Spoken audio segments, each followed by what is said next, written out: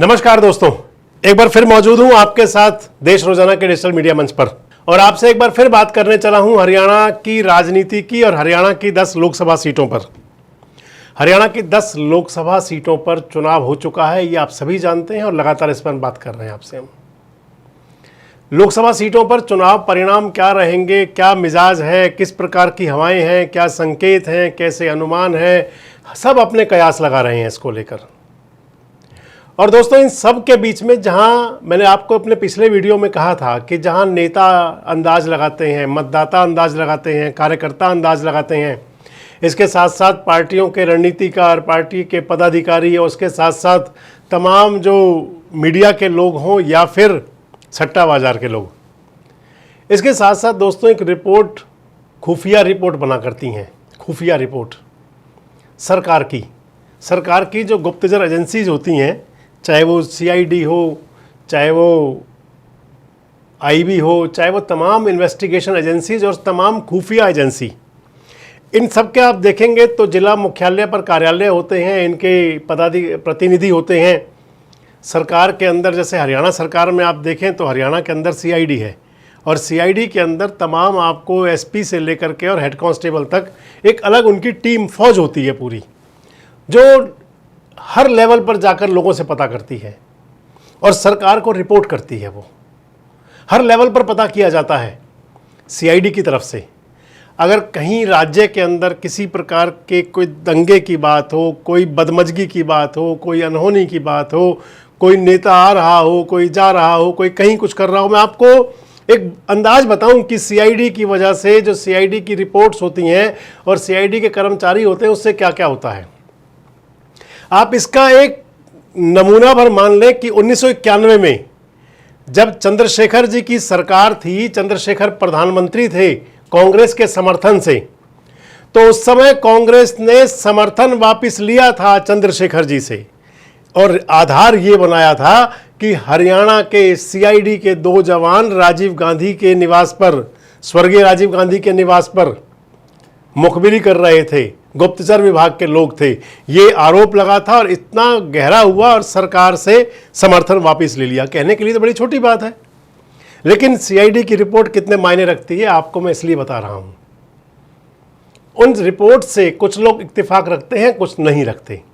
कई बार वो रिपोर्ट सटीक होती हैं, कई बार सीआईडी की रिपोर्ट सटीक नहीं होती। एक तो मैंने आपको उदाहरण दे दिया चंद्रशेखर जी की सरकार जो गिरने का, राजीव गांधी जी की अगर खुफिया जानकारी ले रहे थे या गुप्तचर विभाग के लोग थे, इस बात पर आपको मैं बताऊं तो कई आंदोलन हुए हरियाणा के अंदर। पिछले 10 साल की बात ही आपसे कर लें, मनोहर पार्ट 1 की सरकार में जाट समाज का आंदोलन था, जाट आरक्षण को लेकर, और उस समय ये कहा गया कि सरकार का फेलियर था क्योंकि सरकार का गुप्तचर विभाग सही रिपोर्ट नहीं कर पाया। और अभी हाल का लें तो फिर नूह वाला दंगा, आज से 8-9 महीने पहले पिछले साल जो हुआ था, और उसको लेकर भी यही चला कि भाई नूह की जो सही रिपोर्ट थी वो सरकार तक नहीं पहुंची। इस बात को लेकर के तत्कालीन जो सूबे के गृह मंत्री थे अनिल विज और तत्कालीन सूबे के जो मुखिया थे मनोहर लाल, इनके बीच में जो बयान आए उनके अंदर भी बहुत ज़्यादा मतभेद था।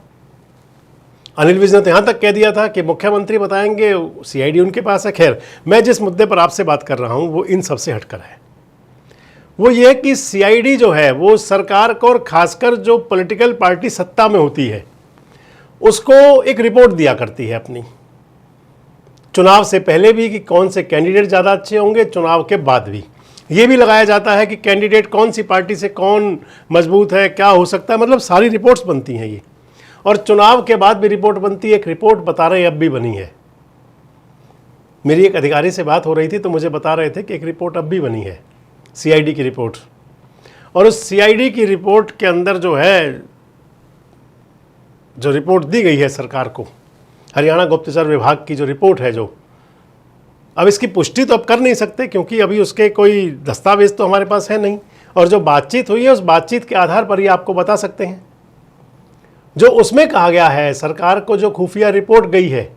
उस रिपोर्ट के आधार पर भी ये बात चली है कि हरियाणा के अंदर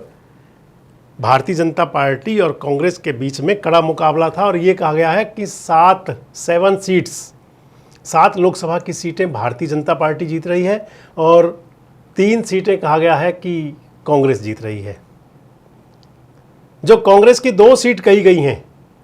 उसमें जो मेरे सूत्र बता रहे हैं, जो मैंने बताया क्या पुष्ट जानकारी है, जो 2 सीट बताई गई हैं उसमें कहा गया है कि कंफर्टेबल मार्जिन है कांग्रेस का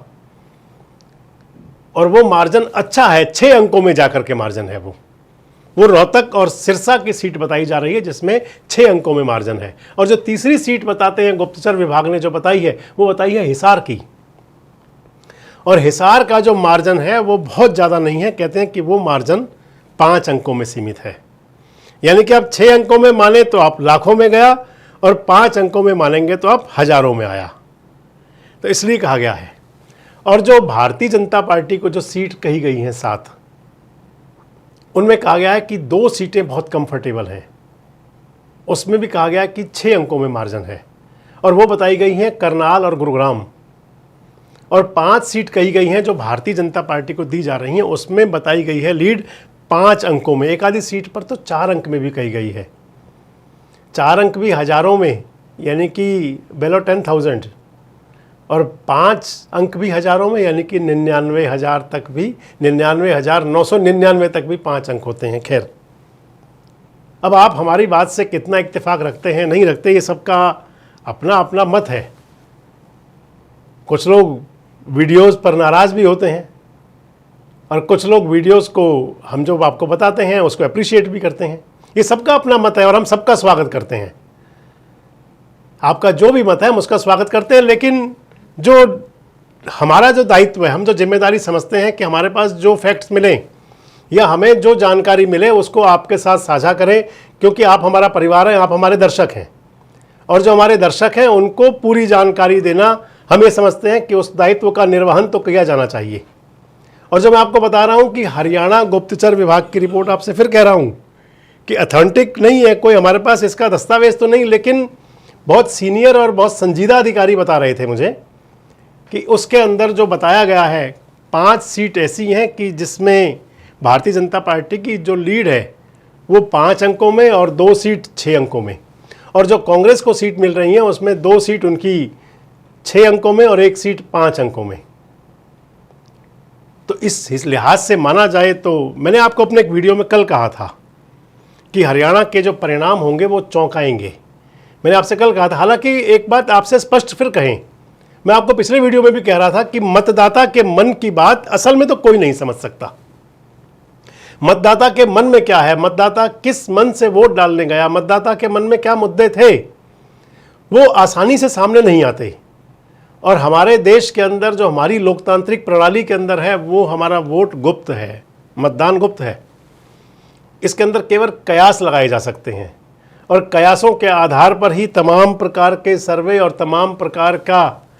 एक नज़रिया तय किया जाता है कि ये हो सकता है।